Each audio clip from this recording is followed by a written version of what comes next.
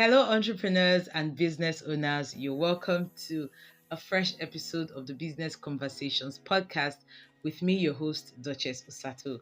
So, last episode, I talked about if your business is worthy of Ember money. It's obvious in the title and of this episode. Now, this is the part two of that topic. And if you missed the part one, at this point, I'll just encourage you to pause here and go over and listen to part one so you would get the drift of what I have been talking about. Okay, so if you follow through from part one and you're already here in part two, you're welcome. Let's dive into the gist for today. All right, so part one, I talked about the areas you need to look at to answer the question if your business is worthy of Ember money. So those areas where your customer's perspective, your position of your business in the market, and the presentation of your products and services. Now, today, I'm going to be talking about the last two areas you need to look at that make up the part two that would make you answer properly the question if your business is worthy of Ember money. Now, the first thing I want to mention is the quality of your products and services. It's very awesome if you're good, you're properly positioned, if your presentation is top notch, the price you're calling, you pay for it if you were a customer. But what about the quality of your products and services? Now, a lot of businesses will lose patronage after Ember season, during and after the Ember season, because of the quality of their products or services. As a business owner, your first excuse should not be, it's the season now, rush day. The season is really choked. So the customer just has to understand. No, that's not acceptable. Your product or service should be of high quality. The quality that you are professing it is should be the quality it should be and more. Okay, you shouldn't say a product is of a high quality and when a customer encounters it, they regret ever coming to where you are. Some people think that we are doing all of these things. I'm making this product quality good. I'm making my presentation fine. I'm positioning well. I meet the customer's perspective because of only after the Ember season. Yes, patronage you get during the Ember season can most likely give you a repeat patronage after the Ember season. That's in the new year. But what is also very important is a repeat patronage during the Ember season. Let me give an example. A mother wants to do a photo shoot for her child's birthday, and most of the photographers she knows, their studio rates are quite high, and her budget is not really that high. So what does she do? She speaks to another mother whose child probably had a photo shoot recently and finds out from the mother, you had a photo shoot for your child. Where did you get that done? How much did it cost you? Now, the mother shares that information and the one that needs the service now goes and patronizes the photographer. So if the customer that has used that service before didn't have good quality service, that customer will not refer the photographer to the new mom. The customer will say, oh no, that photographer has these issues.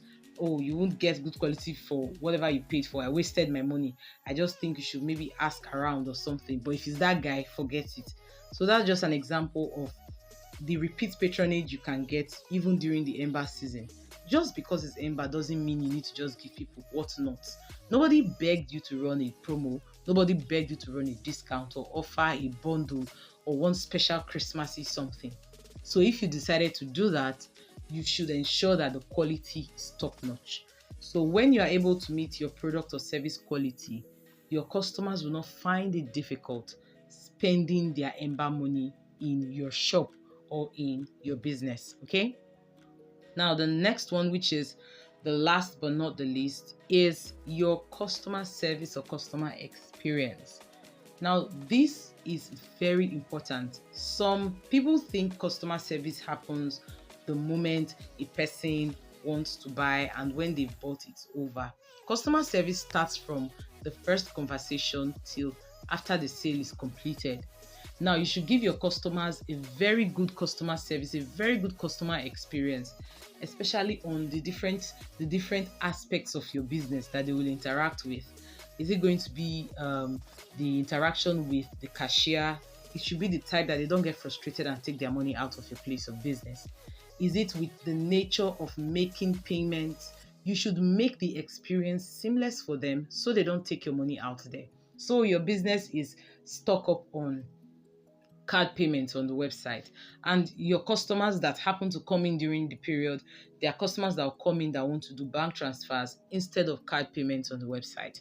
You can have an optional payment service that, okay, you pay to our business account.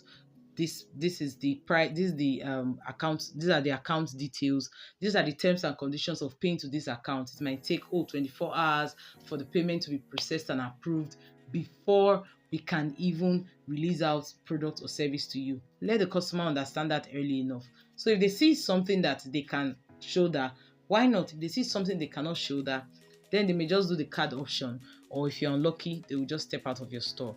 But what I'm talking about in essence is make sure a customer steps into your business, steps into your DM, walks into your store. That customer does not leave without spending that money in your place of business. Okay?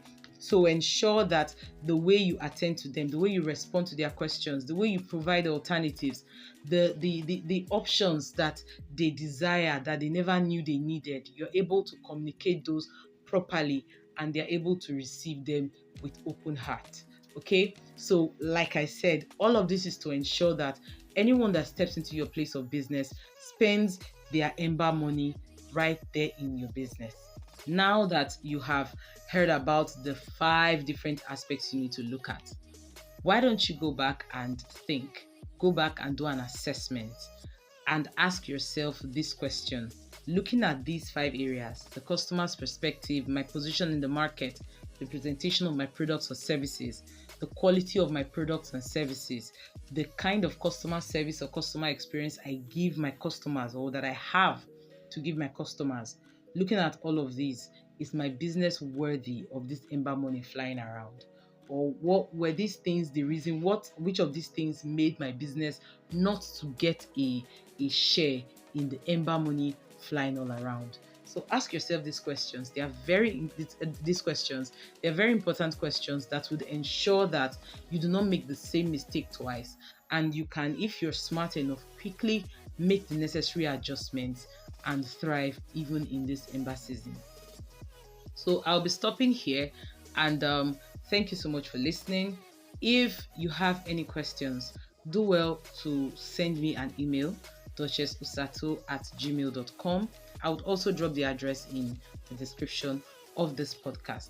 So thank you so much for listening. Do not hesitate to share this with your entrepreneur friends that need to learn, that need to know why business is going the way it is, or the better things they would have done to make their results even more grander and more exciting for them.